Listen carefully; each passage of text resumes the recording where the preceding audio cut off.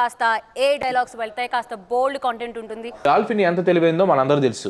మనుషుల తర్వాత అంత తెలివైన జీవి ఏదైనా ఉందా అంటే అది డాల్ఫిన్ అని చెప్పేసి చాలా మంది అని అంటారు.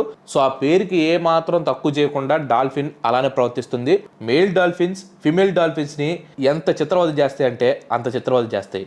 మేల్ డాల్ఫిన్ ఒక ఫిమేల్ డాల్ఫిన్ తో సెక్స్ చేయాలంటే ఆ ఫిమేల్ డాల్ఫిన్ కి ఇష్టం ఉంటే చాలు. ఇన్ కేస్ ఇష్టం లేదనుకోండి వాళ్ళ ఫ్రెండ్స్ ని పిలిచిద్ది.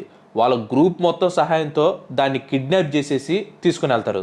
అలా కిడ్నాప్ చేసిన ఫిమేల్ డాల్ఫిన్ ని ఎవడైతే కోరుకున్నాడో ఫస్ట్ వాడు వెళ్ళిపోయి పని కానిచ్చేస్తాడు.